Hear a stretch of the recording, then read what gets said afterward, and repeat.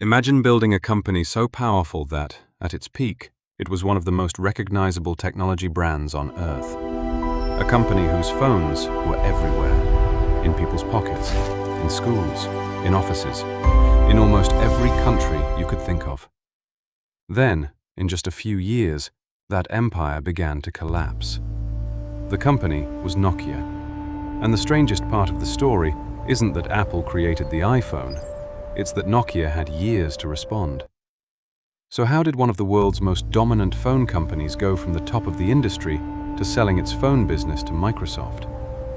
This is the story of how Nokia lost the smartphone war. Long before Nokia became famous for mobile phones, the company had already reinvented itself several times.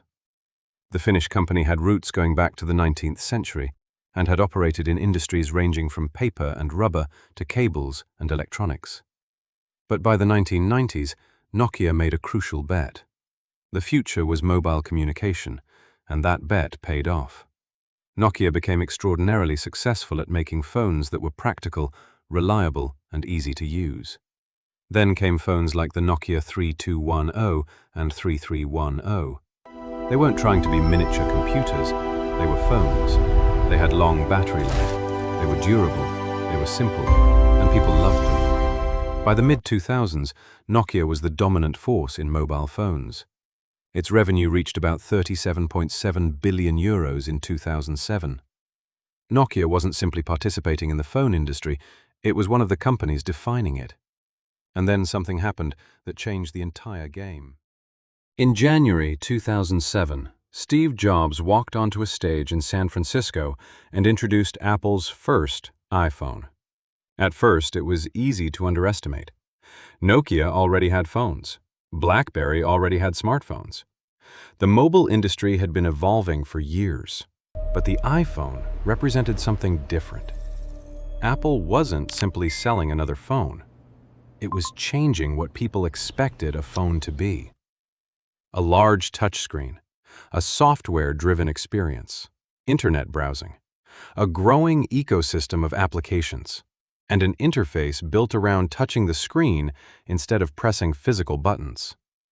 Suddenly, the competition wasn't just about who could build the best phone. It was about who could build the best platform. And this was where Nokia began to struggle. It's tempting to tell this story as Apple made the iPhone and Nokia didn't see it coming. But that's too simple. Nokia knew smartphones were important. The company had advanced mobile software and touchscreen devices of its own. The deeper problem was that Nokia was trying to compete in a rapidly changing market while carrying a huge amount of legacy technology, organizational complexity, and an enormous existing business. Its Symbian operating system had been successful for years, but the smartphone market was moving toward a new kind of experience.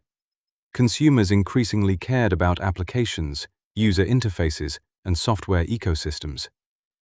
And that created a dangerous problem. Nokia had tremendous hardware expertise, but the future of smartphones was increasingly being determined by software. Apple controlled its hardware and software together. Google's Android gave manufacturers another rapidly developing smartphone platform.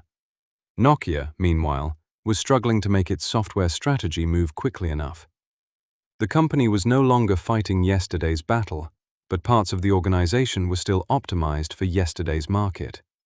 And that's one of the most dangerous situations a successful company can find itself in. By 2011, Nokia knew it needed a dramatic change. The company announced a major partnership with Microsoft and chose Windows Phone as the main platform for its future smartphones. The strategy produced the Lumia line. The phones were not necessarily terrible. In fact, some Lumia devices were well regarded. But Nokia now faced another problem. The smartphone ecosystem was already becoming dominated by iOS and Android, and ecosystems have a powerful characteristic. They become stronger as more people use them. More users attract developers. More developers create more applications. More applications attract more users. It becomes a cycle. Nokia needed developers. Developers needed users. Users wanted applications. and competing against two established ecosystems became incredibly difficult. The company was running out of time. The numbers began telling the story. Nokia's revenues fell dramatically from their 2007 peak.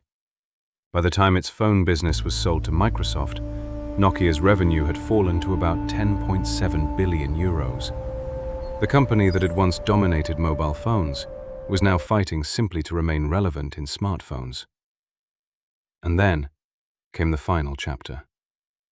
In September 2013, Microsoft announced that it would acquire substantially all of Nokia's devices and services business. The deal was valued at 5.44 billion euros, including 3.79 billion euros for the business and 1.65 billion euros for patent licensing. The transaction included Nokia's Lumia smartphone business, its mobile phone operations, manufacturing facilities, and thousands of employees. The deal was completed in April 2014. Think about that for a moment. One of the most powerful phone companies in the world had lost control of the business that made it famous. The giant had fallen. But here's where the story gets interesting. Nokia didn't completely disappear. After selling its phone business, the company focused increasingly on telecommunications infrastructure and networking. In other words, Nokia reinvented itself again. The Nokia name that many people remember from their old phones is not the entire Nokia story. The company survived by moving into a different part of the technology industry, and that's an important distinction. Nokia lost its position as a dominant phone manufacturer, but the company itself survived. Its story became less about phones and more about adaptation. So, what actually killed Nokia? It wasn't one mistake. It wasn't simply the iPhone, and it wasn't simply Apple. Nokia's downfall was the result of several problems coming together. A rapidly changing market, software that struggled to keep pace, organizational complexity, a difficult ecosystem battle, and strategic decisions that left Nokia trying to catch up while competitors were already moving forward. The biggest lesson isn't never become successful. It's almost the opposite. Success can become dangerous when it convinces a company that the future will look like the past. Nokia had one of the strongest brands in the world. It had customers, it had engineers, it had distribution, it had money, it had experience. But none of those advantages guaranteed that it would win the next generation of technology. Because markets don't reward companies for what they accomplished yesterday. They reward companies for what they can accomplish tomorrow. Nokia's story is therefore not simply the story of a company that lost. It's the story of what happens when an industry changes faster than a giant can adapt. And perhaps that's why the Nokia story still matters today. Because somewhere right now, another company is sitting at the top of its industry. Its products are selling, its customers are loyal, its executives are confident. And somewhere outside that company, the next disruption may already be taking shape. The question isn't whether the next Nokia exists. The question is, who is it?